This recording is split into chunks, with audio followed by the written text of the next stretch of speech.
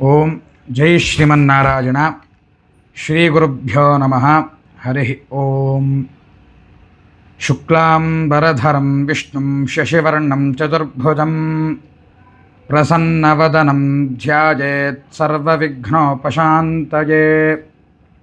ಜ್ಞಾನಾನಂದಮಯಂ ದೇವಂ ನಿರ್ಮಲಸ್ಫಟಿಕಾಕೃತಿಂ ಆಧಾರಂ ಸರ್ವವಿದ್ಯಾನಾಂ ಹಯಗ್ರೀವಮುಪಾಸ್ಮಹೇ.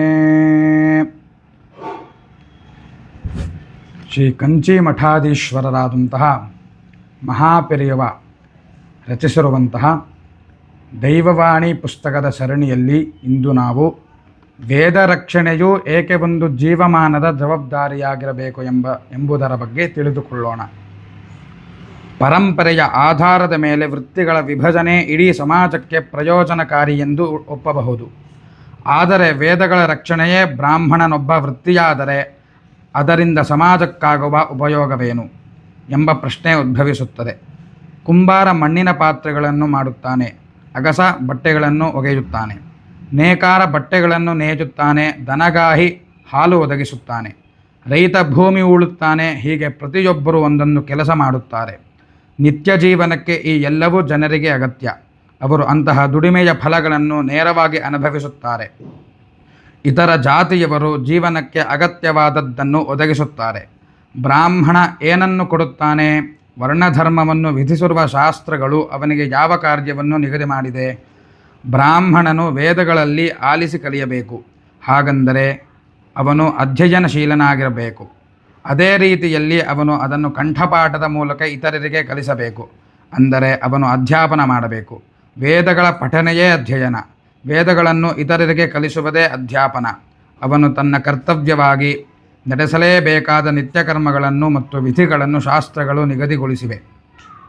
ವೇದಗಳ ಅರ್ಥ ಬಹಳ ಗಮನವಾದದ್ದಾರಿಂದಲೇ ಅವುಗಳನ್ನು ರಕ್ಷಿಸಬೇಕೆಂದು ನಾನು ಹೇಳಿದರೆ ಆಧುನಿಕ ಮನಸ್ಸು ಅದನ್ನು ಒಪ್ಪುವ ಯೋಚನೆ ಮಾಡಬಹುದು. ಜನಸಮುದಾಯಕ್ಕೆ ಕಲೆಗಳು, ಜ್ಞಾನ ಮತ್ತು ಎಲ್ಲವೂ ಬೇಕು. ವೇದಗಳು ಬುದ್ಧಿಯನ್ನು ಪುಷ್ಟಿಗೊಳಿಸುವುದರಿಂದ ಕೆಲವು ಜನ ಅದರ ಅರ್ಥವನ್ನು ಸಮಾಜದಲ್ಲಿ ಹರಡಲಿ ಎಂದು ಯೋಚಿಸಬಹುದು. ಆದರೆ ಶಾಸ್ತ್ರಗಳು ಹೀಗೆ ಹೇಳುವ ಬದಲು ಬ್ರಾಹ್ಮಣನೇ ವೇದ ಶಬ್ದವನ್ನು ರಕ್ಷಿಸುತ್ತಿರಬೇಕು ಮತ್ತು ಅದನ್ನು ಅವರಿಗೆ ಕೊಡುವುದರ ಮೂಲಕ ಇಡೀ ಜನಸಮುದಾಯವನ್ನೇ ರಕ್ಷಿಸಬೇಕು ಎಂದು ವಿಧಿಸಿದೆ. ಪ್ರತಿಯೊಬ್ಬರೂ ಅದನ್ನು ಅರ್ಥ ಮಾಡಿಕೊಳ್ಳುವಂತೆ ಮಾಡಬೇಕೆಂದಾಗ ಇಡೀ ಜನಸಮುದಾಯದ ಒಳಿತಿಗೆ ಹೇಗೆ ಕೊಡುಗೆಯನ್ನು ನೀಡಬಲ್ಲದೆಂದು ಅರಿಯಬಹುದು. ತದ್ವಿರುದ್ಧವಾಗಿ ಶಬ್ದಗಳನ್ನು ಒಂದು ಗೊತ್ತಾದ ಗುಂಪಿನ ಜನಗಳೇ ರಕ್ಷಿಸಬೇಕೆಂದು ಹೇಳಿದರೆ ಅದು ಲೋಕಕ್ಷೇಮಕ್ಕಾಗಿ ಎನ್ನುವುದನ್ನು ನಂಬಲು ಕಷ್ಟವಾಗುತ್ತದೆ. ಬೇರೆಲ್ಲ ವೃತ್ತಿಗಳು ನಿಂತರೆ ಸಮಾಜಕ್ಕೆ ಅನಾನುಕೂಲವಾಗುತ್ತಂತೆ ವೇದಾಧ್ಯಯನ ನಿಂತರೆ ಸಮಾಜಕ್ಕೆ ಏನು ಅನಾನುಕೂಲವಾಗುತ್ತೆನ್ನುವುದನ್ನು ಸ್ಪಷ್ಟವಾಗಿಲ್ಲ. ಇದನ್ನು ಅರಿಯಬೇಕಾದರೆ ವೇದವೆನ್ನುವುದೇನೆಂಬುದನ್ನು ನಾವು ತಿಳಿದಿರಬೇಕು. ಇದನ್ನು ಕೇವಲ ಬೌದ್ಧಿಕವಾಗಿ ಪರಿಗಣಿಸಿದರೆ ಸಹಾಯವಾಗಲಾರದು. ಅದನ್ನು ಸ್ವತಃ ಅನುಭವಿಸಿದವರು ಹೇಳುವ ಮಾತನ್ನು ನಾವು ನಂಬಿದರೆ ಮಾತ್ರ ಉಪಯೋಗವಾಗುತ್ತದೆ. ಇದನ್ನು ಹೇಳಿದ ಕ್ಷಣವೇ ಆಕ್ಷೇಪಣೆಗಳು ಬರುತ್ತವೆ. ಅದು ಹೇಗೆ ಸಾಧ್ಯ? ನಾವು ವಿಚಾರವಾದಿಗಳು. ನಮ್ಮ ಬುದ್ಧಿಗೆ ಒಪ್ಪುವುದಾದರೆ ಮಾತ್ರ ನಾವು ವಿಷಯವನ್ನು ಅಂಗೀಕರಿಸುತ್ತೇವೆ. ಇಂತಹ ನಿಲುವಿಗೆ ಮಾಡುವುದೇನು? ಎಲ್ಲವೂ ಮಾನವನ ಬುದ್ಧಿಗೋಚಾರವಾಗಬೇಕೆಂದು ಹೇಳುವುದು ಹೇಗೆ ಸಾಧ್ಯ? ಅನೇಕ ಜೀವಿಗಳಲ್ಲಿ ಮಾನವನೂ ಒಬ್ಬ. ಪ್ರಯೋಗಶಾಲೆಯಲ್ಲಿ ನಡೆಯುವುದನ್ನು ಒಂದು ಎತ್ತು ಅಥವಾ ಹಸು ಅರಿಯಬಲ್ಲುವುದೇ? ಇದು ನನ್ನ ಬುದ್ಧಿಗೆ ಗೋಚಾರವಾಗಲಿಲ್ಲ, ಆದ್ದರಿಂದ ಈ ಭೌತಿಕ ನಿಯಮಗಳು ಇರಲು ಸಾಧ್ಯವಿಲ್ಲ ಎಂದು ಎತ್ತು ಹೇಳಬಲ್ಲುದಾ? ವ್ಯಕ್ತಿಗಳಲ್ಲಿಯೂ ಕೂಡ ಭೌತಶಾಸ್ತ್ರವನ್ನು ಅಭ್ಯಾಸ ಮಾಡಿದವರಿಗೆ ಅವು ಹೇಗೆ ಅರ್ಥವಾಗಲು ಸಾಧ್ಯ? ಆದರೆ ಇದನ್ನು ಚೆನ್ನಾಗಿ ಓದಿದವರು ಹೇಳುವುದರಿಂದ ಓದದೇ ಇರುವವರು ನಂಬುತ್ತಾರೆ. ಅದರಂತೆಯೇ ಶಾಸ್ತ್ರಗಳನ್ನು ಬಲ್ಲವರು ವೇದಗಳ ಬಗ್ಗೆ ಹೇಳುವುದನ್ನು ನಾವು ನಂಬಬೇಕಾಗುತ್ತದೆ. ಇದುವರೆಗೆ ಅದರಿಂದ ಕಣ್ಣಿಗೆ ಕಾಣುವಂತೆ ಆಗಿರುವ ಅನುಕೂಲಗಳ ಆಧಾರದ ಮೇಲೆ ನಾವು ಅದನ್ನು ಅಂಗೀಕರಿಸಬೇಕು.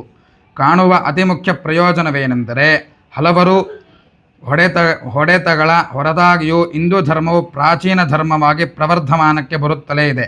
ಇನ್ನೊಂದು ಕಾರಣವೇನೆಂದರೆ ಇಡೀ ಜಗತ್ತಿನಲ್ಲಿ ಅತ್ಯಧಿಕ ಸಂಖ್ಯೆಯ ಮಹಾಪುರುಷರು ಈ ಧರ್ಮದಿಂದಲೇ ಹುಟ್ಟಿ ಬಂದಿದ್ದಾರೆ.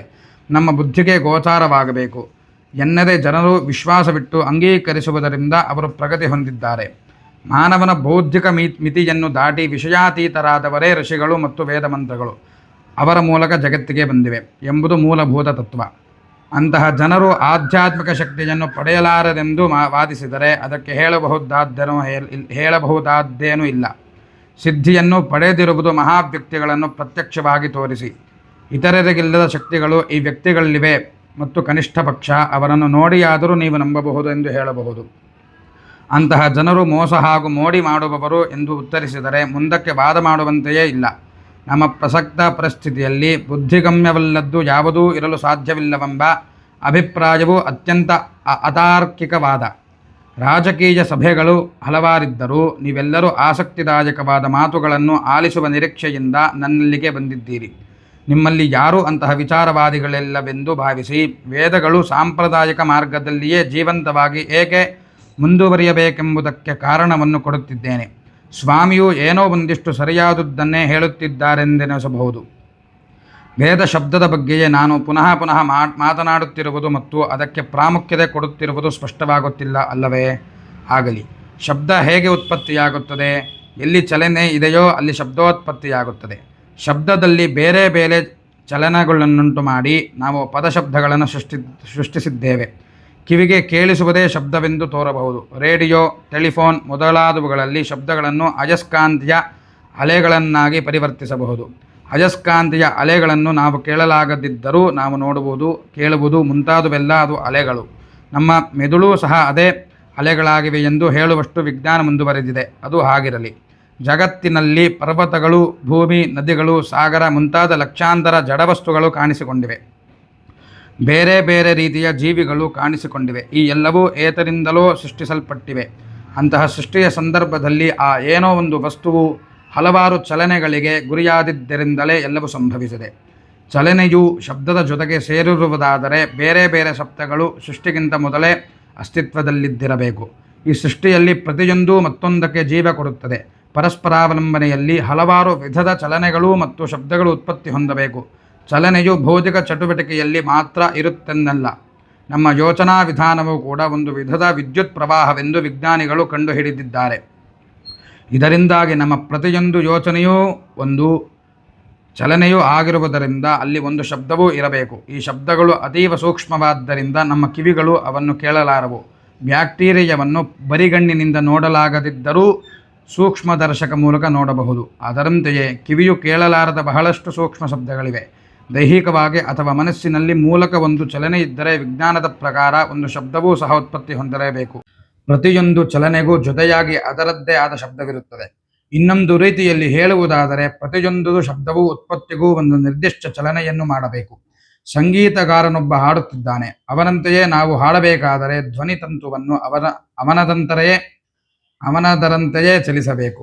ಶಬ್ದ ಮತ್ತು ಚಲನೆ ಒಟ್ಟಿಗೆ ಉತ್ಪತ್ತಿಯಾಗುತ್ತವೆ. ಅದರಿಂದ ಒಂದು ಭೌತಿಕ ಅಥವಾ ಮಾನಸಿಕ ತರಂಗ ಉತ್ಪತ್ತಿಯಾಗುತ್ತದೆ. ಒಟ್ಟಿನಲ್ಲಿ ಶಬ್ದದಿಂದ ಸೃಷ್ಟಿ ನೆರವೇರುತ್ತದೆ. ಈ ತಾತ್ವಿಕ ಪರಿಕಲ್ಪನೆಯು ತರ್ಕಬದ್ಧವಾದ ವಿಜ್ಞಾನದ ಪ್ರಕಾರವೂ ಸರಿಯಾಗಿದೆ. ಸೃಷ್ಟಿಯ ಮೂಲಗಳಾದ ಶಬ್ದಗಳು ಮತ್ತು ಅದರಲ್ಲಿ ನಡೆಯುವ ಎಲ್ಲ ಚಟುವಟಿಕೆಗಳು ಮತ್ತು ಯೋಚನಾ ವಿಧಾನಗಳು ಅವಕಾಶವನ್ನು ತುಂಬುತ್ತವೆ. ನಾವು ಚಪ್ಪಾಳೆ ತಟ್ಟಿದಾಗ ಒಂದು ಶಬ್ದ ಉತ್ಪತ್ತಿಯಾಗುತ್ತದೆ. ಅದು ಅವಕಾಶದಲ್ಲಿರುತ್ತದೆ. ಸತ್ಕರ್ಮ ಹಾಗೂ ದುಷ್ಕರ್ಮಗಳಿಗೆ ಸಂಬಂಧಿಸಿದಂತೆ ಒಂದು ಶಬ್ದ ಮತ್ತು ಒಂದು ಚಲನೆ ಇದೆ. ಈ ಶಬ್ದ ಉತ್ಪತ್ತಿಯಾದರೆ ಅದಕ್ಕೆ ಸಂಬಂಧಿಸಿದ ಒಳ್ಳೆಯದೋ ಅಥವಾ ಕೆಟ್ಟದ್ದೋ ಆಗಬೇಕು. ಜನರಿಗೆ ಒಳ್ಳೆಯ ಯೋಚನೆಗಳು ಮೂಡಿದಾಗ ಅವುಗಳನ್ನುಂಟು ಮಾಡುವ ಚಲನೆಗಳಿರಬೇಕು. ಆ ಚಲನೆಗಳಿಗೆ ತಕ್ಕಂತೆ ಶಬ್ದಗಳಿರಬೇಕು. ನಾವು ಅಂತಹ ಶಬ್ದಗಳನ್ನು ಉತ್ಪತ್ತಿ ಮಾಡಬಹುದಾದರೆ ಜನರ ಮನಸ್ಸುಗಳಲ್ಲಿ ಒಳ್ಳೆಯ ಯೋಚನೆಗಳು ಬರುತ್ತಲೇ ಇರುತ್ತವೆ. ಜಗತ್ತಿನಲ್ಲಿ ಇದಕ್ಕಿಂತ ಹೆಚ್ಚಿನ ಸಂತೋಷವೇನಿದೆ? ವೇದಮಂತ್ರಗಳು ಅಂತಹ ಯೋಚನೆಗಳ ಕಡೆಗೆ ಹೊರಳಿಸುವ ಶಕ್ತಿಯುಳ್ಳ ಶಬ್ದವಾಗಿದೆ. ಅಷ್ಟೇ ಅಲ್ಲ, ಜನರು ಜೀವಿಸಲು ಆಹಾರ ಅಗತ್ಯ. ಆಹಾರದ ಉತ್ಪಾದನೆಗೆ ಮಳೆ ಅಗತ್ಯ. ಮೋಡಗಳು ಕಟ್ಟಿ ಮಳೆಯಾದರೆ ಈ ಪ್ರಕೃತಿಯ ಘಟನೆಯು ಹಲವಾರು ಚಲನೆಗಳ ಫಲಿತಾಂಶವಾಗಿ ಜರುಗಿದೆ ಎಂದು ಅರ್ಥ.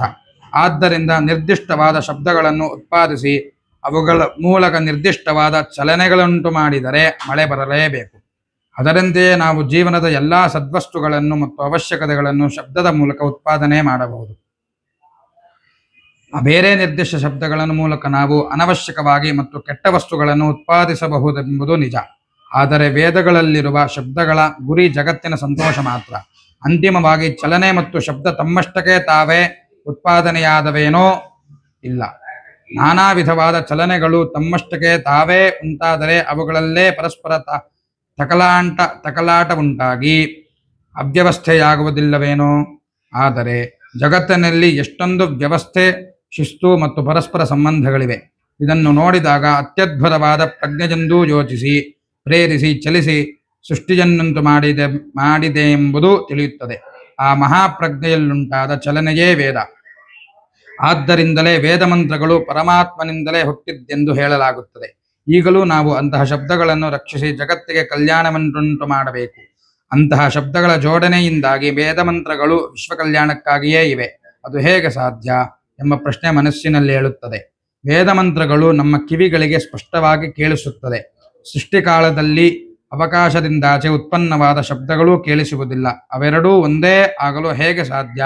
ವಿಶ್ವದಲ್ಲಿ ಏನಿದೆಯೋ ಅದು ಜೀವಿಯಲ್ಲಿಯೂ ಇದೆ. ಅಖಂಡವಾದ ಅನಂತದಲ್ಲಿ ಏನಿದೆಯೋ ಅದು ದೇಹದಲ್ಲಿಯೂ ಇದೆ. ಅಖಂಡ ಅಂಡದಲ್ಲಿರುವುದು ಪಿಂಡದಲ್ಲಿಯೂ ಇದೆ. ಇದರಿಂದಾಗಿ ಅವಕಾಶದಲ್ಲಿ ಚಲನೆಯುಂಟು ಮಾಡುವುದು ಸಾಧ್ಯ.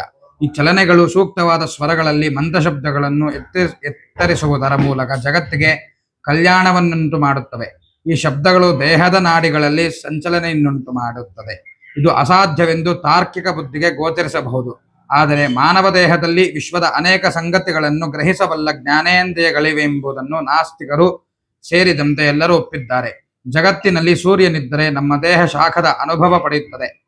ಒಂದು ಹೂವು ಹೊರಗಿದ್ದರೆ ನಮ್ಮ ಮೂಗು ಅವರ ವಾಸನೆ ಗ್ರಹಿಸುತ್ತದೆ. ಕೊಬ್ಬು ಇದ್ದರೆ ಅದನ್ನು ಸವಿಯಲು ನಾಲಿಗೆ ಇದೆ. ನಮ್ಮ ಕಣ್ಣುಗಳು ಒಂದು ಹಳದಿ ಮತ್ತು ಇನ್ನೊಂದು ಕೆಂಪು ಎಂದು ನೋಡುತ್ತೇವೆ.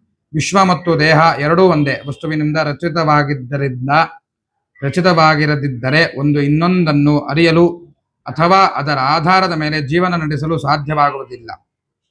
ಯೋಗಿಗಳು ಇದನ್ನು ನೇರವಾಗಿ ಕಂಡಿದ್ದಾರೆ. ಅಂಡದಲ್ಲಿರುವುದು ಪಿಂಡದಲ್ಲಿಯೂ ಇದೆ ಎಂಬುದು ಸಂಪೂರ್ಣವಾಗಿ ಸ್ಪಷ್ಟವಾಗಿದೆ. ರೇಡಿಯೋ ತರಂಗಗಳ ಶಬ್ದಗಳಾಗಿ ಪರಿವರ್ತನೆ ಹೊಂದುವಂತೆ ಮಾನವರು ಅವಕಾಶದಲ್ಲಿರುವ ಶಬ್ದಗಳನ್ನು ಗ್ರಹಿಸಿ ಅವುಗಳನ್ನು ಕಿವಿಗೆ ಕೇಳಿಸುವಂತಹ ಶಬ್ದಗಳನ್ನಾಗಿ ಪರಿವರ್ತಿಸಿದರೆ ಅವನು ಶಬ್ದದ ಮೂಲಕವೇ ಜಗತ್ತಿನ ಸಂತೋಷಕ್ಕೆ ಬೇಕಾದುದನ್ನು ಪಡೆಯಬಹುದು. ಇದನ್ನು ಸಾಧ್ಯವಾಗುವಂತೆ ಮಾಡುವ ವಿಜ್ಞಾನವೇ ಯೋಗ. ನಾಡಿಗಳ ಚಲನೆಯಿಂದ ಯೋಗವು ಯೋಗಿಗೆ ನಿರ್ಮಲವಾದ ಮನಸ್ಸನ್ನು ಕೊಡುತ್ತದೆ. ರೇಡಿಯೋವನ್ನು ನಿರ್ದಿಷ್ಟ ಪ್ರಸಾರ ಕೇಂದ್ರದ ತರಂಗಮಾನಕ್ಕೆ ಹೊಂದಿಸಿದಾಗ ನಿರ್ದಿಷ್ಟ ಸಂಗೀತವನ್ನು ಪಡೆಯುವಂತೆ ಬೇರೆ ಬೇರೆ ಮಂತ್ರ ಶಬ್ದಗಳಿಂದ ಉಂಟಾದ ನಾಡಿ ಚಲನೆಗಳಿಂದ ವಿಶ್ವದ ಬೇರೆ ಬೇರೆ ಶಕ್ತಿಗಳನ್ನು ಅರಿತುಕೊಳ್ಳಲು ಯೋಗವು ದಾರಿ ತೋರಿಸುತ್ತದೆ. ಯೋಗ ಸಾಧನೆಯಿಂದ ಅಂಡದಲ್ಲಿರುವ ಎಲ್ಲವನ್ನೂ ತಿಳಿದು ಅವುಗಳ ಪಿಂಡ ದೇಹಕ್ಕೆ ತರಲು ಸಾಧ್ಯವಾಗುತ್ತದೆ.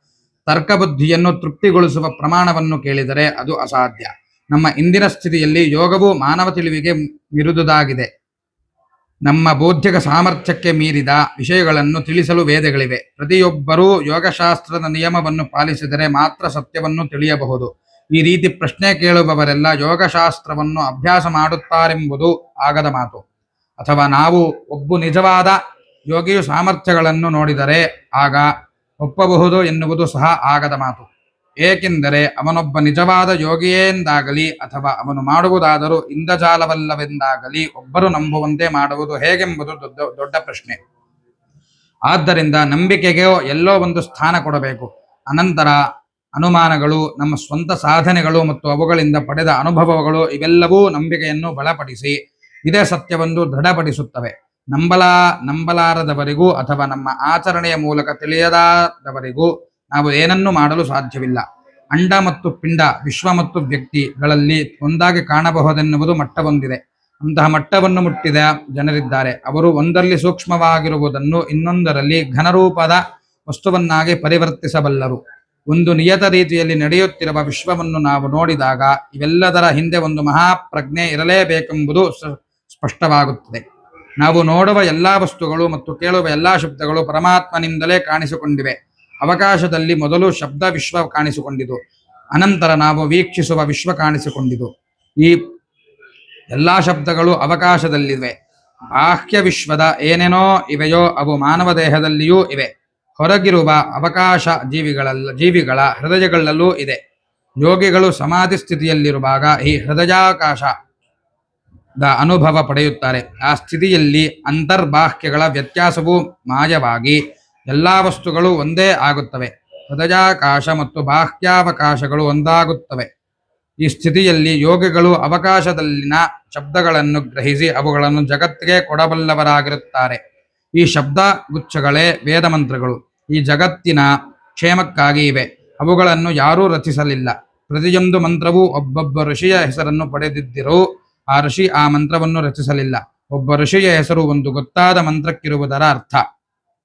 ಅವಕಾಶದಲ್ಲಿರುವ ಕಾಲಾತೀತ ಮಂತ್ರವನ್ನು ಕಂಡ ಋಷಿಯು ಅದನ್ನು ಜಗತ್ತಿಗೆ ನೀಡಿದ ಎಂದು ಋಷಿಗೆ ಮಂತ್ರದ್ರಷ್ಟ ಎಂದು ಹೆಸರಿದೆ. ಅವನು ಮಂತ್ರಕರ್ತನೆಂದು ಎಲ್ಲಿಯೂ ಹೇಳಿಲ್ಲ.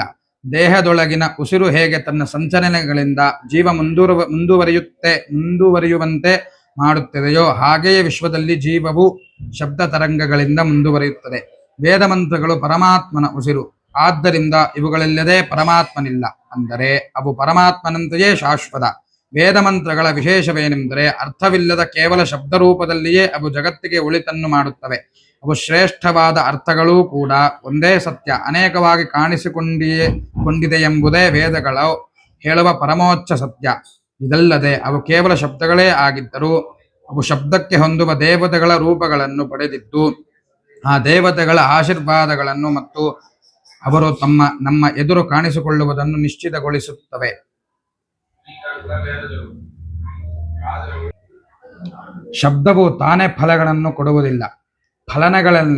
ಫಲಗಳನ್ನೆಲ್ಲ ಕೊಡುವವನು ಪರಮಾತ್ಮ ಆಗಿದ್ದರೂ ತಾನೇ ಫಲಗಳನ್ನು ಕೊಡುವುದಕ್ಕೆ ಬದಲಾಗಿ ರಾಜನು ರಾಜ್ಯಾಡಳಿತವನ್ನು ಅಧಿಕಾರಿಗಳ ಸಹಾಯದಿಂದ ನಡೆಸುವಂತೆ ಅವನು ಪ್ರತಿಯೊಂದು ಫಲಕ್ಕೂ ಒಬ್ಬ ದೇವತೆಯನ್ನಿಟ್ಟಿದ್ದಾನೆ. ಶಬ್ದರೂಪದ ದೇವತೆಯೇ ದೇವತೆಗೆ ಮಂತ್ರವಾಗಿದೆ. ಶಬ್ದರೂಪದ ಮಂತ್ರೋಚ್ಚಾರಣೆಯನ್ನು ಒಂದೇ ಸಮನೆ ಮಾಡುತ್ತಾ ಸಿದ್ಧಿಯನ್ನು ಪಡೆದರೆ ಅವನು ದೇವತೆಯ ರೂಪವನ್ನು ಅದಕ್ಕೆ ಸರಿಹೊಂದುವ ಅಂಗಾಂಗಳೊಡನೆ ನೋಡಬಹುದು. ಅಂತಹ ಮಂತ್ರ ಶರೀರಕ್ಕೆ ಮಂತ್ರ ಪಠನ ಮಾಡುತ್ತಾ ಪವಿತ್ರಾಗ್ನಿಯಲ್ಲಿ ಮಂತ್ರಾಹುತಿ ಮಾಡಿದರೆ ಅದೇ ಆಹಾರವಾಗುತ್ತದೆ. ಈ ರೀತಿಯಲ್ಲಿ ಯಜ್ಞ ಮಾಡಿದರೆ ಆ ದೇವತೆಗಳು ವಿಶೇಷ ಲಾಭಗಳನ್ನು ಅನುಗ್ರಹಿಸುತ್ತಾರೆ. ನಾವು ನೇರವಾಗಿ ರಾಜನಿಗೆ ತೆರಿಗೆಗಳನ್ನು ಪಾವತಿಸುತ್ತೇವೆಯೋ ನಾವು ಅಧಿಕಾರಿಗೂ ಕೊಡುತ್ತೇವೆ. ಅದೇ ರೀತಿಯಲ್ಲಿ ಪರಮಾತ್ಮನ ಅಧಿಕಾರಿಗಳಾಗಿ ಜಗತ್ ಕಲ್ಯಾಣಕ್ಕಾಗಿ ಬೇಕಾದ ಸೌಲಭ್ಯಗಳನ್ನು ಕೊಡುವ ದೇವತೆಗಳಿಗೆ ನಾವು ವೇದಾಧ್ಯಯನಗಳು ಮತ್ತು ಯಜ್ಞಗಳ ಮೂಲಕ ತೆರಿಗೆಗಳನ್ನು ಪಾವತಿಸುತ್ತೇವೆ. ವೇದಾಧ್ಯಯನವು ವಿಶ್ವಶಕ್ತಿಗಳನ್ನು ಪಡೆದು ನಮ್ಮ ದೇಶಕ್ಕೆ ಮಾತ್ರವಲ್ಲದೆ ಇಡೀ ಜಗತ್ತಿಗೆ ಅಭಿವೃದ್ಧಿಯನ್ನು ಮತ್ತು ಶಾಂತಿಯನ್ನು ಅನುಗ್ರಹಿಸುತ್ತದೆ.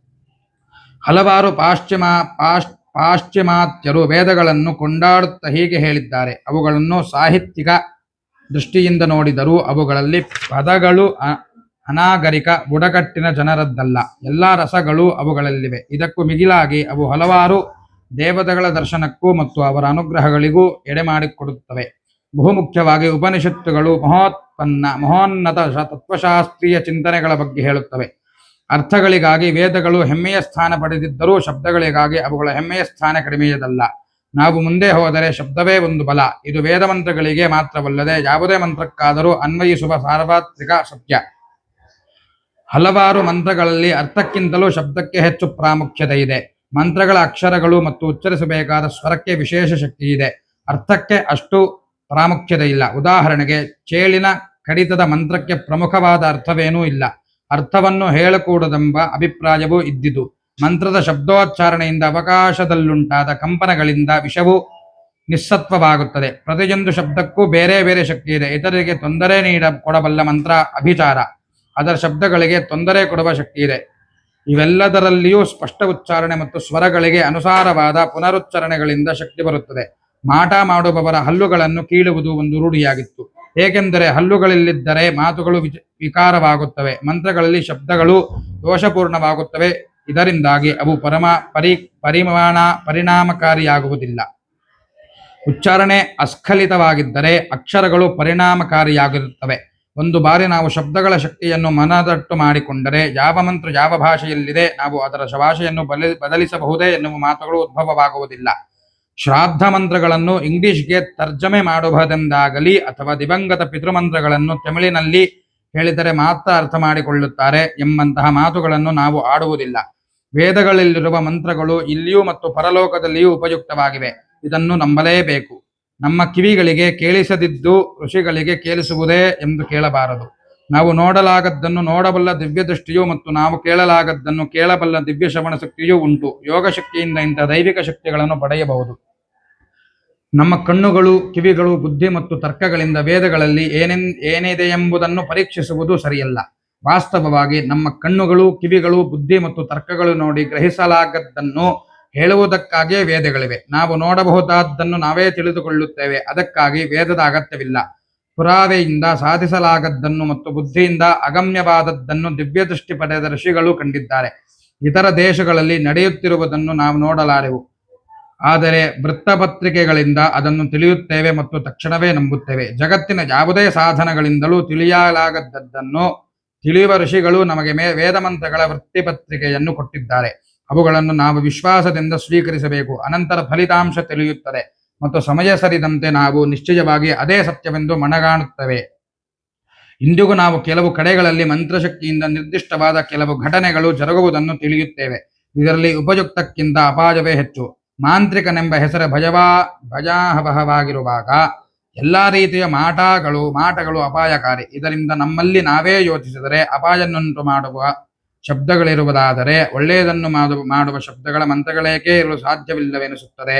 ಆಗಾಗ ಒಳ್ಳೆಯ ಮಂತ್ರಗಳನ್ನು ಕೇಳುತ್ತೇವೆ. ವರುಣ ಜಪ ನಡೆದ ಬಗ್ಗೆ ಓದುತ್ತೇವೆ. ಮಳೆ ಬಿದ್ದಿತು. ನಮ್ಮ ಸ್ಥಳದಲ್ಲಿಯೇ ಅಂತಹ ಸಂಗತಿಗಳನ್ನು ಕೆಲವು ಸಲ ನೋಡುತ್ತೇವೆ. ವರುಣ ಜಪ ನಡೆದ ಇನ್ನೊಂದು ಸ್ಥಳದಲ್ಲಿ ಮಳೆ ಬಿದ್ದಿರಲಾರದು. ಅದಕ್ಕಾಗಿ ಮಂತ್ರಕ್ಕೆ ಶಕ್ತಿ ಇಲ್ಲವೆಂದು ಮಂತ್ರವನ್ನು ತ್ಯಜಿಸಬಾರದು. ಔಷಧಿ ಸೇವಿಸಿ ರೋಗಮುಕ್ತರಾದವರಿದ್ದಾರೆ, ಗುಣವಾದ ಸತ್ತವರೂ ಉಂಟು. ಅದಕ್ಕಾಗಿ ಔಷಧಿಯಲ್ಲೇ ದೋಷವಿದೆ ಎಂದು ಹೇಳಲಾಗಿದೆ. ಔಷಧಿ ಪರಿಣಾಮಕಾರಿಯಾಗದಿಲ್ಲದಿದ್ದರೆ ದೀರ್ಘಕಾಲದಿಂದ ರೋಗ ಪ್ರಬಲವಾಗಿದೆ ಎಂದು ನಾವು ಹೇಳುತ್ತೇವೆ. ಅದರಂತೆಯೇ ಕರ್ಮವು ಪ್ರಬಲವಾಗಿರುವಾಗ ಯಾವುದೇ ಮಂತ್ರ ಪರಿಣಾಮಕಾರಿಯಾಗದಿರಬಹುದು. ಇನ್ನೊಂದು ಕಾರಣವೂ ಇದೆ. ಆಹಾರ ಪಥ್ಯವನ್ನು ಮೀರುವುದರಿಂದಲೂ ಔಷಧಿ ಪರಿಣಾಮ ಬೀರುವುದಿಲ್ಲ.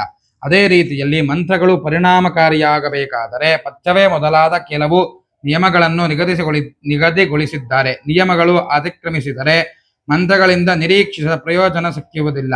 ಯೋಗಶಾಸ್ತ್ರ ಒಂದು ವೈಜ್ಞಾನಿಕ ಪ್ರಯೋಗಗಳು ನಡೆಯುವ ಪ್ರಯೋಗಶಾಲೆಯಲ್ಲಿ ಅದರ ನಿಯಮಗಳನ್ನು ಸರಿಯಾಗಿ ಪಾಲಿಸದಿದ್ದರೆ ಸಿಕ್ಕುವ ಫಲಿತಾಂಶ ತಪ್ಪಾಗಿರುತ್ತದೆ ಅಥವಾ ಫಲಿತಾಂಶವೇ ಬರುವುದಿಲ್ಲ.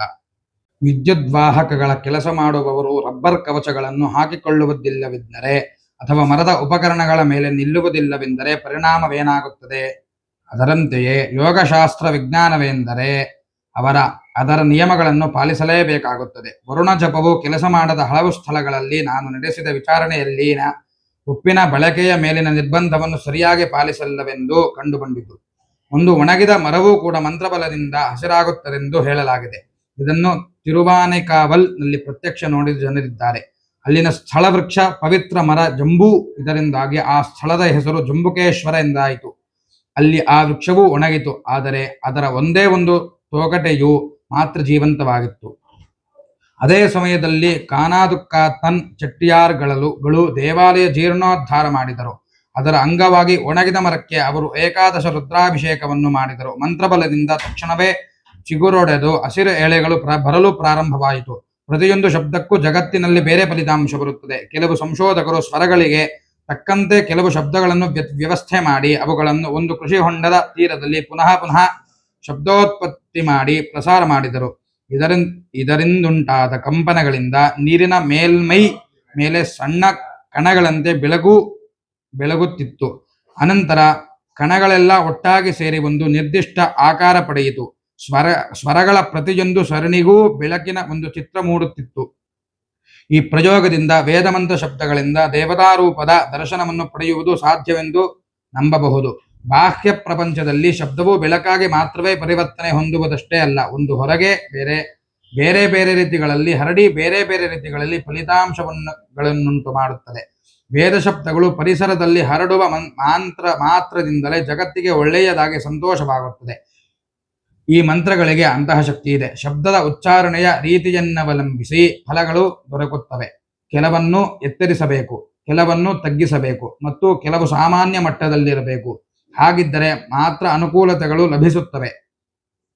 ವೇದಗಳನ್ನು ಉದಾತ್ತ, ಅನುದಾತ್ತ ಮತ್ತು ಸ್ವರಿತವೆಂಬ 3 ಸ್ವರಸ್ಥಾಯಿಗಳಲ್ಲಿ ಪುನರುಚ್ಚರಿಸದಾಗಲೇ ಅವು ಪರಿಣಾಮಕಾರಿಯಾಗಿರುತ್ತವೆ. ಶಬ್ದ ಮತ್ತು ಸ್ವರ ಜೊತೆಗೂಡಿ ವಿಶ್ವಶಕ್ತಿಗಳು ನಮಗೆ ಅನುಕೂಲವಾಗುವಂತೆ ಮಾಡುತ್ತವೆ. ಒಳ್ಳೆಯದು. ವೇದ ಮಂತ್ರಗಳ ಶಕ್ತಿಗಳನ್ನು ನಾವು ನಂಬುತ್ತೇವೆ. ಆದರೆ ಇದಕ್ಕಾಗಿ ಒಂದು ಪ್ರತ್ಯೇಕ ಜಾತಿಯೇ ಏಕೆ ಬೇಕು ಎಂದು ಕೇಳಬಹುದು. ಅದಕ್ಕೆ ಹಲವಾರು ಕಾರಣಗಳಿವೆ. ಮೊದಲನೆಯದಾಗಿ, ವೇದಗಳನ್ನು ಬರೆಯುವುದರಿಂದ ಮತ್ತು ಓದುವುದರಿಂದ ಕಲಿಯಲು ಸಾಧ್ಯವಿಲ್ಲ. ಅವುಗಳನ್ನು ಪದೇ ಪದೇ ಕೇಳಬೇಕು, ಪುನರುಚ್ಚರಿಸುತ್ತಾ ಬಾಯಿಪಾಠ ಮಾಡಬೇಕು. ಹೀಗೆ ಕಲಿತದ್ದನ್ನು ಬಾಯಿಪಾಠದ ಮೂಲಕವೇ ಮುಂದಿನ ಪೀಳಿಗೆಗೆ ಕಲಿಸಬೇಕು. ಬೇರೆ ಯಾವುದಾದರೂ ವ್ಯಾಪಾರ ಅಥವಾ ನೌಕರಿಯನ್ನ ಅವಲಂಬಿಸಿದರೆ ಇದು ಸಾಧ್ಯವಾಗುವುದಿಲ್ಲ. ದೀರ್ಘಕಾಲ ಅವಶ್ಯಕವಾದ ಕಾರ್ಯ ಇದು. ವೇದಗಳನ್ನಷ್ಟೇ ಅಲ್ಲ, ಇತರ ಕಲೆಗಳನ್ನು ಮತ್ತು ವಿಜ್ಞಾನಗಳನ್ನು ಬ್ರಾಹ್ಮಣನು ಕಲಿತು ವಿಧ ವಿಧವಾದ ಕಸುಬುಗಳನ್ನು ಮಾಡುವ ಜಾಗತಿಗಳಿಗೆ ಬೋಧಿಸಬೇಕು. ಸಮಾಜದ ಬೌದ್ಧಿಕ ಸಾಮರ್ಥ್ಯವನ್ನು ಮತ್ತು ಸಂಸ್ಕೃತಿಯನ್ನು ಅಭಿವೃದ್ಧಿಪಡಿಸಬೇಕಾದ ಜವಾಬ್ದಾರಿಯೂ ಅವನಿಗಿದೆ. ಅವನು ಧನುರ್ವೇದವೂ ಸೇರಿದಂತೆ ಎಲ್ಲ ಶಾಸ್ತ್ರಗಳನ್ನು ಕಲಿತು ಯುದ್ಧ ಕಲೆಯನ್ನು ಜನರಿಗೆ ಅವರವರ ಪರಂಪರೆಯ ವೃತ್ತಿಗಾನುಸಾರವಾಗಿ ಪ್ರತಿಯೊಂದು ಜಾತಿಗೂ ಕಲಿಸಬೇಕು. ಅವನು ಎಲ್ಲಾ ವಿದ್ಯೆಗಳನ್ನು ಕಲಿತಿದ್ದರೂ ಶಾಸ್ತ್ರಾನುಸಾರ ಅವನು ತನ್ನ ಜೀವನೋಪಾಯಕ್ಕಾಗಿ ಯಾವುದನ್ನು ಬಳಸಕೂಡದು. ಅವನು ಇತರರಿಗೆ ಕಲಿಸಬೇಕು, ಅದೇ ನಿಯಮ. ವೇದಾಧ್ಯಯನ ಮತ್ತು ಅಧ್ಯಾಪನೆಗಳೇ ಅವನ ನಿತ್ಯ ನೈಮಿತ್ತಿಕ ಕರ್ಮಗಳು. ಅವನು ಕುಟೀರದಲ್ಲಿ ವಾಸ ಮಾಡುತ್ತಾ ಕಠಿಣವಾದ ಶಿಸ್ತು, ಉಪವಾಸ ಮುಂತಾಗಿ ಮಂತ್ರಸಿದ್ಧಿಗೆ ಅವಶ್ಯಕವಾದುಗಳನ್ನು ಅನುಸರಿಸುತ್ತಾ ಅವನ ಜೀವನ ನಿರ್ವಹಣೆಗೆ ಅಗತ್ಯವಾದಷ್ಟು ಮಾತ್ರ ತಿಂದು ಇತರ ಕೆಲಸಗಳನ್ನು ಮಾಡುತ್ತಿರಬೇಕೆಂದು ಶಾಸ್ತ್ರ ವಿಧಿಸಿದೆ. ಅವನು ಬೇರೊಂದು ವೃತ್ತಿ ಹಿಡಿದು ಹಣ ಸಂಪಾದಿಸಿ ಇಂದ್ರಿಯ ಸುಖಗಳಲ್ಲಿ ತೊಡಕೂಡದು. ಅವನೊಬ್ಬ ತ್ಯಾಗಿಯಾಗಿ ವೇದಗಳನ್ನು ರಕ್ಷಿಸುತ್ತಾ ಜಗತ್ತಿಗೆ ಒಳಿತಿಗಾಗಿ ತನ್ನ ನಿತ್ಯ ಕರ್ಮಗಳನ್ನು ಅನುಷ್ಠಾನಗೊಳಿಸುತ್ತಾ ಬದುಕಬೇಕು. ಇತರರು ಅವನಿಗೆ ರಕ್ಷಣೆ ನೀಡುತ್ತಾ ಅವನಿಗೆ ಹಸಿವಿನ ಬಾಧೆ ತಟ್ಟದಂತೆ ನೋಡಿಕೊಳ್ಳಬೇಕು. ಯಜ್ಞಗಳಿಗೆ ಅವಶ್ಯಕವಾದ ಸಕಲ ಸಲಕರಣೆಗಳನ್ನು ಅವನಿಗೆ ಒದಗಿಸಬೇಕು. ನಾವು ಒಂದು ವಸ್ತುವನ್ನು ಖರೀದಿಸಿದಾಗ ಅದಕ್ಕೆ ಬೆಲೆ ಸೇರುತ್ತೇವೆ. ಈ ವ್ಯವಹಾರದಲ್ಲಿ ಮಾರುವವನಿಗೂ ಮತ್ತು ಕೊಳ್ಳುವವನಿಗೂ ಅನುಕೂಲವಾಗುತ್ತದೆ. ಅದರಂತೆಯೇ ತನ್ನ ಮಂತ್ರಶಬ್ದ, ಯಜ್ಞಗಳು ಮತ್ತು ಕರ್ಮಾನುಷ್ಠಾನದಿಂದ ಇಡೀ ಸಮಾಜರ ಕಲ್ಯಾಣದಲ್ಲಿ ನಿರತನಾದ ಬ್ರಾಹ್ಮಣನಿಗೆ ಜೀವನೋಪಾಯದ ಏರ್ಪಾಡನ್ನು ಮಾಡಬಾರದೇನು? ಅವನಿಗೆ ಅರಮನೆಗಳನ್ನು ಕಟ್ಟಿಸಿಕೊಡಿ ಅಥವಾ ಧಾರಾಳವಾಗಿ ಚಿನ್ನವನ್ನು ಕೊಡಿ ಎಂದೇನು ಶಾಸ್ತ್ರಗಳು ಹೇಳುವುದಿಲ್ಲ. ಆದರೆ ಅವನ ವೈಯಕ್ತಿಕ ಜೀವನದಲ್ಲಿ ತೋರಿಕೆಯ ಆಡಂಬರವಿರಕೂಡದು. ತನ್ನ ಜ್ಞಾನೇಂದ್ರಿಯಗಳನ್ನು ಹಸಿವಿಗೆ ಈಡು ಮಾಡಿ ಈ ಮೂಲಕ ಗಳಿಸಿದ ಮಂತ್ರಶಕ್ತಿಯನ್ನು ಜಗತ್ ಕಲ್ಯಾಣಕ್ಕೆ ಬಳಸಬೇಕು. ವೇದಗಳನ್ನು ಆಲಿಸುವುದರಿಂದ ಮಾತ್ರ ಕಲಿಯಬೇಕೆಂದು ಈಗಾಗಲೇ ಹೇಳಿದ್ದೇನೆ ಅಲ್ಲವೇ? ಇದಕ್ಕೆ ಕಾರಣ ಕೊಡುತ್ತೇನೆ. ವೇದ ಶಬ್ದಗಳು ಜಗತ್ತಿನಲ್ಲಿ ಉಳಿಯಬೇಕಾದ್ದರಿಂದ ಅವುಗಳನ್ನು ಪುಸ್ತಕ ರೂಪದಲ್ಲಿ ಬರೆಯುವ ಅಗತ್ಯವಿಲ್ಲ. ಬರೆಯಕೂಡದು. ಅದು ಪುಸ್ತಕದ ರೂಪದಲ್ಲಿ ಬಂದರೆ ಅನುಮಾನಕ್ಕೆ ಆಸ್ಪದವೇ ಇಲ್ಲದಂತೆ ದಿನನಿತ್ಯದ ಪಠನ ಮತ್ತು ಕಂಠಪಾಠ ನಿಂತು ಹೋಗುತ್ತದೆ. ವಿಷಯ ಪುಸ್ತಕದಲ್ಲಿದೆ, ಅಗತ್ಯವಾದಾಗ ನಾವು ನೋಡಬಹುದು. ಅದನ್ನು ಕಂಠಪಾಠ ಮಾಡಲು ಕಾಲವನ್ನೇಕೆ ವ್ಯರ್ಥಗೊಳಿಸಬೇಕು ಎನ್ನುವ ಬೇಜವಾಬ್ದಾರಿತನ ಬೆಂದು ಬಿಡುತ್ತದೆ. ಇತ್ತೀಚಿನ ದಿನಗಳ ಒಂದು ಉದಾಹರಣೆ ಕೊಡುತ್ತೇನೆ. ಪಂಚಾಂಗಕಾರರೆಂಬ ಕೆಲವರ ಬಗ್ಗೆ ನೋಡೋಣ. ಈಗ ನಡೆಯುತ್ತಿರುವುದನ್ನು ನೋಡಿದರೆ 4ನೇ ವರ್ಣದವರು ಧಾರ್ಮಿಕ ಕ್ರಿಯೆಗಳನ್ನು ನಡೆಸಲು ನೆರವಾಗುವುದು ಅವನ ಕೆಲಸವೆಂದು ನಾವು ಭಾವಿಸುತ್ತೇವೆ. ಅವನ ಹೆಸರು ನೋಡಿದರೆ ಅದು ಅವನ ಮುಖ್ಯ ಕೆಲಸವಿಲ್ಲವೆಂದು ತಿಳಿಯುತ್ತದೆ. ಪಂಚಾಂಗದ ಕರ್ತೃವೇ ನಿಜವಾದ ಪಂಚಾಂಗಕಾರ. ಪಂಚಾಂಗವೆಂದರೇನು? ಒಂದು ದಿನ 5 ಅಂಗಗಳಿಂದ ಕೂಡಿದೆ. ತಿಥಿ, ವಾರ, ನಕ್ಷತ್ರ, ಯೋಗ, ಕರಣ. ಒಂದು ಒಳ್ಳೆಯ ದಿನ ಗೊತ್ತು ಮಾಡಲು ಎಂತಹ ಕೆಲಸಗಳನ್ನು ಆ ದಿನ ಮಾಡಬಹುದು ಅಥವಾ ಮಾಡಬಾರದೆಂದು ತಿಳಿಯಲು 5 ತಿಳಿದುಕೊಳ್ಳಲೇಬೇಕು. ಈಚಿನ ದಿನಗಳಲ್ಲಿ ದೊಡ್ಡ ದೊಡ್ಡ ಖಗೋಳಶಾಸ್ತ್ರಜ್ಞರು ಗ್ರೀನಿಚ್ ಪ್ರಯೋಗಶಾಲೆಯಲ್ಲಿ ಕುಳಿತು ಸೂರ್ಯ, ಚಂದ್ರ ಮತ್ತು ನಕ್ಷತ್ರಗಳ ಉದಯಾಸ್ತಗಳನ್ನು ಲೆಕ್ಕಾಚಾರ ಮಾಡುತ್ತಾರೆ. ಆದರೆ ಈಗ್ಗೆ 3-4 ತಲೆಮಾರುಗಳ ಹಿಂದೆ ಹಳ್ಳಿಯಲ್ಲಿದ್ದ ಪಂಚಾಂಗಕಾರನು ಇದರಲ್ಲಿ ನಿಪುಣನಾಗಿದ್ದನು. ಒಂದು ಗ್ರಹಣ ಯಾವಾಗ ಪ್ರಾರಂಭವಾಗುತ್ತದೆ, ಯಾವಾಗ ಮೋಕ್ಷಗೊಳ್ಳುತ್ತದೆಂಬುದನ್ನು ಲೆಕ್ಕ ಹಾಕಿ ಹೇಳುವಷ್ಟು ಜ್ಞಾನವಿದ್ದ ಅವನು. ಯಾವ ಖಗೋಳಶಾಸ್ತ್ರನಿಗೂ ಕಡಿಮೆ ಇರಲಿಲ್ಲ. ಅವನು ಇದನ್ನು ಜ್ಯೋತಿಷ ಶಾಸ್ತ್ರದ ಸಹಾಯದಿಂದ ಮಾಡುತ್ತಿದ್ದನು. ಇವನು ದಿನದ 5 ಅಂಗಗಳನ್ನು ಕುಟ್ಟೈ ಚುವಡಿ ಎಂಬ ತಾಳೆಗರಿಯ ಮೇಲೆ ಬರೆಯಬೇಕಾಗಿತ್ತು. ಕುಟ್ಟೈ ಚುವಡಿ ಅವನ ಪರ್ಯಾಯ ಹೆಸರಾಗಿತ್ತು. ಅವನು ಪ್ರತಿಯೊಂದು ಮನೆಗೆ ಹೋಗಿ ಆ ತಾಳೆಗರಿಯನ್ನು ಓದಿದಾಗ ಜನರಿಗೆ ದಿನದ ಪಂಚಾಂಗಗಳು ತಿಳಿಯುತ್ತಿದ್ದವು. ಪಂಚ ಅಂಗಗಳನ್ನು ಲೆಕ್ಕ ಹಾಕಿ ಮನೆ ಮನೆಗೂ ಹೋಗಿ ಅದನ್ನು ಓದುತ್ತಿದ್ದರಿಂದ ಅವನಿಗೆ ಪಂಚಾಂಗಕಾರನೆಂಬ ಹೆಸರು ಬಂದಿತ್ತು. ಇಂದು ಪಂಚಾಂಗಕಾರರು ಈ ದೊಡ್ಡ ಶಾಸ್ತ್ರವನ್ನು ಸಂಪೂರ್ಣ ಮರೆತಿರಬೇಕಾದರೆ ಕಾರಣವೇನು? ಸಂಪೂರ್ಣವಾಗಿ ವರ್ಷದ ಪಂಚಾಂಗವು ಪುಸ್ತಕ ರೂಪದಲ್ಲಿ ಮುದ್ರಿಸಲ್ಪಡುತ್ತಿದೆ. ಇದರಿಂದ ಮೂಲಶಾಸ್ತ್ರವನ್ನು ಕಂಠಪಾಠ ಮಾಡಿ ಬಳಸಬೇಕಾಗಿಲ್ಲ. ಈಗ ಕೇವಲ ಹೆಸರಿಗಷ್ಟೇ ಪಂಚಾಂಗಕಾರರು ಉಳಿದಿದ್ದಾರೆ. ವೇದಗಳು ಪುಸ್ತಕ ರೂಪದಲ್ಲಿ ಬಂದಿದ್ದರೆ ವೇದ ಶಬ್ದಗಳು ಜಗತ್ತಿನಲ್ಲಿ ಉಳಿದು ಎಲ್ಲರಿಗೂ ಒಳ್ಳೆಯದನ್ನು ಮಾಡುವ ಅವಕಾಶವೇ ಇರುತ್ತಿರಲಿಲ್ಲ. ನಮ್ಮ ಪೂರ್ವಜರು ಯಾರು ವೇದಗಳನ್ನು ಬರೆಯುವುದು ಮತ್ತು ಓದುವುದರ ಮೂಲಕ ಅಧ್ಯಯನ ಮಾಡುವರೋ ಅವರು ಅಧಮರು ಎಂದು ಘೋಷಿಸಿದ್ದಾರೆ. ತಮಿಳಿನಲ್ಲಿ ವೇದ ಎಂದರೆ ಬರೆಯದ ಭಾಷೆ. ಸಂಸ್ಕೃತದಲ್ಲಿ ವೇದವನ್ನು ಶ್ರುತಿ ಎನ್ನಲಾಗಿದೆ. ಶ್ರುತಿ ಎಂದರೆ ಕಿವಿಯಿಂದ ಕೇಳುವುದು. ಬಾಯಿಯಿಂದ ಪಠಿಸಿ ಕಿವಿಯಿಂದ ಕೇಳಬೇಕಾದ್ದರಿಂದ ಅದೊಂದು ಪೂರ್ಣ ದಿನದ ಕೆಲಸವಾಗಿತ್ತು. ಒಬ್ಬರು ಒಂದೊಂದು ಪದಗಳನ್ನು ಒಂದಾದ ಮೇಲೊಂದರಂತೆ ಹೇಳುತ್ತಾ ಹೋಗುವುದು. ಶಿಷ್ಯರು ಪ್ರತಿಯೊಂದನ್ನು 2 ಬಾರಿ ಪುನರುಚ್ಚರಿಸುವುದು. ಹೀಗೆ ವೇದ ಶಬ್ದಗಳು ವಾತಾವರಣವನ್ನೆಲ್ಲ ವ್ಯಾಪಿಸುತ್ತಿತ್ತು. ಈ ರೀತಿಯಲ್ಲಿ ಸಾಗರದಂತೆ ಅಗಾಧವಾದ ವೇದ ಶಾಖೆಗಳು ಸಾವಿರಾರು ಪೀಳಿಗೆಗಳಿಂದ ಇಲ್ಲಿಯವರೆಗೂ ಕಾಪಾಡಲ್ಪಟ್ಟಿವೆ. ಲಕ್ಷಾಂತರ ವರ್ಷಗಳಿಂದ ಬೆಳೆದಿರುವುದು. ಈ ಬೆಳೆಯು ನಾಶ ಹೊಂದಿದರೆ ಅದಕ್ಕಿಂತ ಗುರುತರವಾದ ಪಾಪವಿಲ್ಲ. ವೇದವೇ ಇಲ್ಲದಿದ್ದರೆ ಪ್ರತ್ಯೇಕ ಜಾತಿಯೂ ಅಗತ್ಯವೂ ಇರುವುದಿಲ್ಲ. ಇಂದು ಬ್ರಾಹ್ಮಣ ಆಚೆ ತೊಲಗು ಎಂಬ ಕೂಗಿದೆ ಕುಂಬಾರ ಅಥವಾ ದೋಭಿಯ ವಿರುದ್ಧ ಎಲ್ಲಿಯಾದರೂ ಇಂತಹ ಕೂಗು ಉಂಟೇನು? ಇವರೇನಾದರೂ ಇದಕ್ಕಿದ್ದಂತೆ ಊರು ಬಿಟ್ಟರೆ ಹೊರಟರೆ ಇತರರು ಅವರನ್ನು ಹೋಗಲು ಬಿಡುವುದಿಲ್ಲ. ಕಾರಣವೇನು? ಕುಂಬಾರ ಮತ್ತು ದೋಭಿ ಸಮಾಜಕ್ಕೆ ಉಪಯೋಗಿಗಳು. ಬ್ರಾಹ್ಮಣನು ಸತ್ವಗುಣವಂತನಾಗಿ ವೇದಗಳನ್ನು ರಕ್ಷಿಸುತ್ತಾ ದಂಭಾಚಾರವಿಲ್ಲದೆ ಬದುಕುತ್ತಿದ್ದವರೆಗೂ ಅವನು ಸಮಾಜಕ್ಕೆ ಉಪಕಾರಿ ಎಂದು ಜನರು ತಿಳಿದಿದ್ದರು. ಅವರು ಬ್ರಾಹ್ಮಣರಿಗೆ ಮರ್ಯಾದೆ, ಪ್ರೀತಿ ಮತ್ತು ವಿಶ್ವಾಸವನ್ನು ತೋರಿಸುತ್ತಿದ್ದರು. ವೇದ ಶಬ್ದಗಳು ಮತ್ತು ಯಜ್ಞಗಳು ಇದಕ್ಕೆ ಕಾರಣವೆಂದು ಜನರು ಅರಿತಿದ್ದರು. ಬ್ರಾಹ್ಮಣನ ಕರ್ತವ್ಯದಿಂದ ಸಮಾಜಕ್ಕಾಗುತ್ತಿದ್ದ ಅನುಕೂಲದ ಜೊತೆಗೆ ಇನ್ನು ಹೆಚ್ಚಿನ ಹಿತವೇನೆಂದರೆ ಬ್ರಾಹ್ಮಣನ ಜೀವನ ಶೈಲಿಯೇ ಅವರಿಗೆ ಆದರ್ಶವಾಗಿದ್ದು ಆಸೆಗಳನ್ನು ಅತ್ಯಂತ ಕಡಿಮೆ ಮಾಡಿಕೊಂಡು ಶಾಂತ ಮನಸ್ಕರಕ್ಕಾಗಿ ಕರುಣಾಮಯಿಗಳಾಗಿ ಯಾವಾಗಲೂ ದೇವರ ಧ್ಯಾನದಲ್ಲಿರುತ್ತಾ ಬದುಕುತ್ತಿದ್ದರು ಬ್ರಾಹ್ಮಣರು. ಹೀಗೆ ಜೀವಿಸುತ್ತಿದ್ದ ಜಾತಿಯನ್ನು ಒಂದೇ ಸಮನಾಗಿ ತಮ್ಮೆದುರಿಗೆ ಕಾಣುತ್ತಿದ್ದ ಇತರರಿಗೆ ಅವರ ಸಂಸ್ಕೃತಿಯು ಸ್ವಾಭಾವಿಕವಾಗಿಯೇ ಆಕರ್ಷಣೀಯವಾಗುತ್ತಿತ್ತು. ಅವರು ಕೂಡ ಸಾಧ್ಯವಿದ್ದ ಮಟ್ಟಿಗೂ ಧಾರ್ಮಿಕ ಕ್ರಿಯೆಗಳನ್ನು ಮತ್ತು ಉಪವಾಸಾದಿ ಕಟ್ಟುಪಾಡುಗಳನ್ನು ಅನುಸರಿಸುತ್ತಿದ್ದರು. ಬ್ರಾಹ್ಮಣನು ಇತರ ಜಾತಿಗಳ ಜನರನ್ನು ಅವರು ಅಭಿವೃದ್ಧಿ ಹೊಂದರಂತೆ ಅಡಗಿಸನೆಂದು ಹೇಳಿದರೆ ಅದು ಶುದ್ಧ ತಪ್ಪು. ಶಾಸ್ತ್ರಗಳು ವಿಧಿಸಿದ ಜೀವನ ಕ್ರಮವನ್ನ ಅನುಸರಿಸುತ್ತಾ ಅವನು ಇತರರಿಗೂ ತಾವೇ ಮೇಲೆ ಬರಲು ತನ್ನ ಜೀವನ ಶೈಲಿಯಿಂದಲೇ ಉತ್ತೇಜನ ನೀಡುತ್ತಾನೆ. ವೇದಾಧ್ಯಯನವನ್ನು ಇತರರು ಮಾಡುವಂತಿಲ್ಲವೆಂದು ವಿಧಿಸಿರುವುದರಿಂದಲೇ ಬ್ರಾಹ್ಮಣನು ಇತರನ್ನು ಅಡಗಿಸುವುದನು ಎಂದು ತೀರ್ಮಾನಿಸುವುದು ತಪ್ಪು. ವೇದರಕ್ಷಣೆಯು ಜೀವಮಾನದ ಕೆಲಸ. ವೇದರಕ್ಷಣೆಯು ಒಂದು ಕಸುಬಾದರೆ ಇತರರು ಅದರಲ್ಲಿ ತೊಡಗಿದರೆ ಘೋರ ತಪ್ಪುಗಳು ಮತ್ತು ಗೊಂದಲ ಸಂಭವಿಸುತ್ತವೆ ಅಲ್ಲವೇ? ಪ್ರತಿಯೊಂದು ವೃತ್ತಿಯು ಶ್ರೇಷ್ಠವೇ ಆಗಿರುವಾಗ ಯಾರೇ ಆದರೂ ವೇದರಕ್ಷಣೆಯು ಅವನ ವೃತ್ತಿಗಿಂತಲೂ ಶ್ರೇಷ್ಠವೆಂದೇ ಏಕೆ ತಿಳಿಯಬೇಕು? ಇತರರು ವೇದಾಧ್ಯಯನವನ್ನು ಮಾಡಬಾರದು, ಆದರೆ ವೇದಗಳಲ್ಲಿರುವ ಸತ್ಯಾಂಶಗಳನ್ನು ಅವರು ಅರಿಯಲು ಪ್ರತಿಬಂಧಕವಿಲ್ಲ. ಆಧ್ಯಾತ್ಮಿಕ ಬೆಳವಣಿಗೆಗೆ ಬೇಕಾದದ್ದೂ ಇದೆ. ಕೆಲವರು ಮಾತ್ರ ವೇದ ಶಬ್ದ ರಕ್ಷಣವನ್ನು ವೃತ್ತಿಯಾಗಿ ಸ್ವೀಕರಿಸಿ ಜಗತ್ತಿಗೆ ಒಳ್ಳೆಯದನ್ನು ಮಾಡಿದರೆ ಸಾಕು.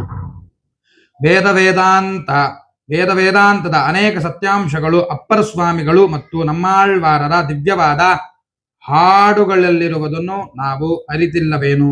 ಅವರು ಬ್ರಾಹ್ಮಣರಾಗಿರಲಿಲ್ಲ.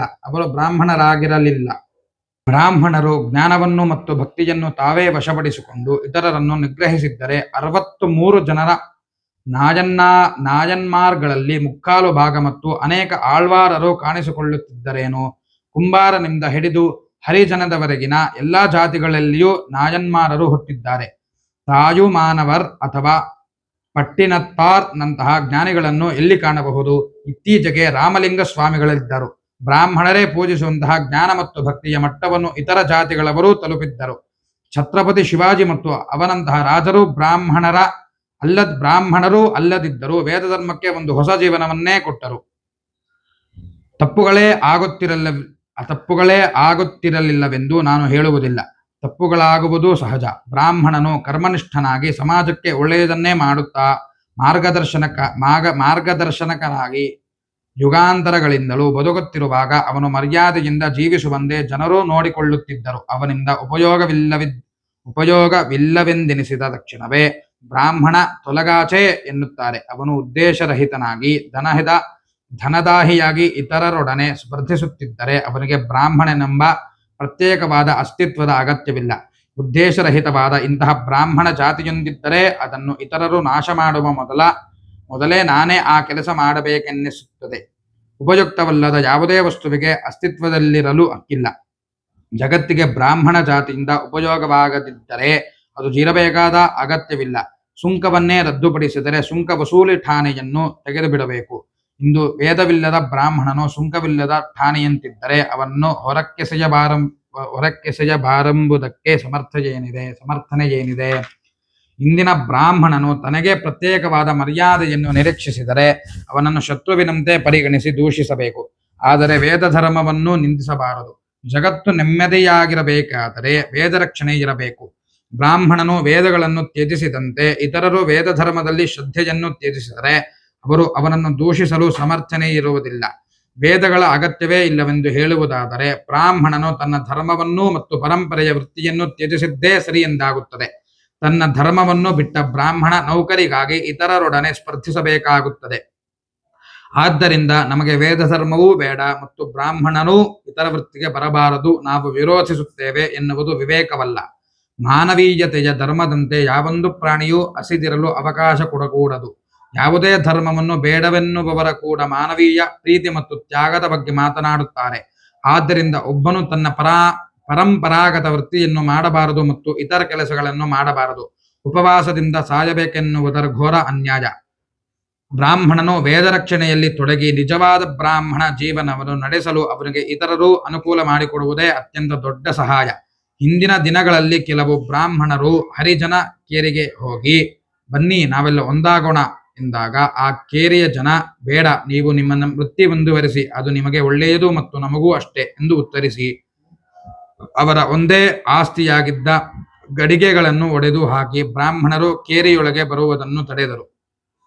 ಈಗಲೂ ಸಾಮಾನ್ಯ ಜನರು ತಮ್ಮ ಅಂತರಂಗದಲ್ಲಿ ವೈದಿಕ ಧರ್ಮ ಮತ್ತು ದೇವರ ಬಗ್ಗೆ ಶ್ರದ್ಧೆಯನ್ನು ಕಳೆದುಕೊಂಡಿಲ್ಲ. ದ್ವೇಷಪೂರಿತ ಪ್ರಚಾರವಿದೆಯೆಂದರೆ ಅದು ಕೇವಲ ರಾಜಕೀಯ ಕಾರಣಗಳಿಗಾಗಿ. ಒಳಹೊಕ್ಕು ನೋಡಿದರೆ ಈಗಲೂ ಜನರಿಗೆ ವೇದಗಳ ಮೇಲೆ ಪ್ರೀತಿ, ಧಾರ್ಮಿಕ ಕ್ರಿಯೆಗಳ ಬಗ್ಗೆ ಗೌರವ ಇದೆ. ಬ್ರಾಹ್ಮಣ ಸ್ವಲ್ಪವಾದರೂ ಸರಿದಾರಿಗೆ ಬಂದರೆ ಎಲ್ಲಾ ದ್ವೇಷ ಭಾವನೆಗಳು ಮರೆಯಾಗುತ್ತವೆ. ಸ್ವಧರ್ಮಕ್ಕಾಗಿ ಜೀವತ್ಯಾಗಕ್ಕೂ ಸಿದ್ಧನಾಗಿದ್ದರೆ ಅವನು ನಿರೀಕ್ಷಿಸಿದ್ದರೂ ಸಮಾಜವು ಅವನನ್ನು ರಕ್ಷಿಸುತ್ತದೆ. ಈ ಎಲ್ಲಾ ದಿನಗಳಲ್ಲೂ ಇತರ ಜಾತಿ ವರ್ಗಗಳನ್ನು ದೃಷ್ಟಿಯಲ್ಲಿಟ್ಟುಕೊಂಡೇ ಬ್ರಾಹ್ಮಣರಿಗೆ ಅವರ ಧರ್ಮದ ಬಗ್ಗೆ ನಾನು ಹೇಳಿದುದು. ಹಲವಾರು ಧರ್ಮಗಳ ಬಗ್ಗೆ ಅವರಿಗೆ ಹೇಳಬೇಕಾಗಿದೆ. ಅದನ್ನು ತಿಳಿಯುವ ಕಾತರತೆ ಅವರಿಗೂ ಇದೆ. ಸರಿಯಾಗಿ ವಿವರಿಸಿದರೆ ಅವರು ಅದನ್ನು ಶ್ರದ್ಧೆಯಿಂದ ಒಪ್ಪಿ ಅನುಸರಿಸುತ್ತಾರೆ. ಆದರೆ ಅವರಿಗೆ ಬೋಧಿಸುವ ಮುಂಚೆ ನಾನು ಆ ಕೆಲಸಕ್ಕೆ ನನಗಿರುವ ಅರ್ಹತೆಯ ಬಗ್ಗೆ ಖಚಿತಪಡಿಸಿಕೊಳ್ಳಬೇಕು. ಬ್ರಾಹ್ಮಣ ವರ್ಗವು ನನ್ನ ಹತೋಟಿಯಲ್ಲಿದೆ ಎಂಬ ಭಾವನೆ ಸಾಮಾನ್ಯವಾಗಿದೆ. ಅನೇಕ ವೈದಿಕ ಸಂಸ್ಕಾರಗಳು ಮತ್ತು ನೇಮಗಳು ಮಠದಲ್ಲಿ ಆಚರಿಸಲ್ಪಡುವುದರಿಂದ ವೇದಗಳಿಗಾಗಿಯೇ ಇರುವ ಈ ಜಾತಿಯ ಮೇಲೆ ನನಗೆ ಒಂದು ವಿಶೇಷವಾದ ಹಕ್ಕಿದೆ ಎಂಬುದನ್ನು ಸಾರ್ವತ್ರಿಕ ಭಾವನೆ. ಈ ಸ್ಥಿತಿಯಲ್ಲಿ ನಾನು ಇತರರಿಗೂ ಧರ್ಮವನ್ನು ಬೋಧಿಸಲು ಪ್ರಾರಂಭಿಸಿದರೆ ಅವನು ಪ್ರೀತಿ ಮತ್ತು ವಿನಯದಿಂದಲೂ ಕೇಳಿದರೂ ಅವರ ಮನಸ್ಸಿನಲ್ಲಿ ಒಂದು ಪ್ರಶ್ನೆ ಏಳಬಹುದು. ಇವರನ್ನು ಅನುಸರಿಸುವ ಬ್ರಾಹ್ಮಣರೇ ಯಾವುದೇ ರೀತಿಯಲ್ಲಿಯೂ ತಮ್ಮನ್ನು ತಾವೇ ತಿದ್ದಿಕೊಳ್ಳದಿರುವಾಗ ಇವರು ನಮಗೆ ಬೋಧಿಸಲು ಬಂದಿದ್ದಾರೆ ಏಕೆ? ವಾಸ್ತವವಾಗಿ ನನಗೆ ಎಲ್ಲವೂ ಒಂದೇ. ನನಗೆ ಹೆಚ್ಚಿನ ಅತೃಪ್ತಿ ಇರುವುದು ವೇದಗಳನ್ನು ತ್ಯಜಿಸಿದ ಬ್ರಾಹ್ಮಣನ ಬಗ್ಗೆ. ಆದ್ದರಿಂದ ಹೃತ್ಪೂರ್ವಕವಾಗಿ ವೇದ ರಕ್ಷಣೆಯನ್ನು ಪ್ರಾರಂಭಿಸಿ ಎಂದು ನಾನು ದಣಿದವರಿಲ್ಲದೆ ಹೇಳುತ್ತಿದ್ದೇನೆ. ಬ್ರಾಹ್ಮಣರಾಗಿ ನೀವು ಇದರಲ್ಲಿ ಸ್ವಲ್ಪವನ್ನಾದರೂ ಆಚರಣೆಗೆ ತಂದರೆ ಇತರರಿಗೂ ಅವರ ಧರ್ಮದ ಬಗ್ಗೆ ಹೇಳುವ ಹಕ್ಕು ನನಗಿರುತ್ತದೆ. ಇತರರಿಗೂ ಹೇಳಲು ನನಗೆ ಬ್ರಾಹ್ಮಣರು ಸಹಾಯ ಮಾಡಬೇಕು.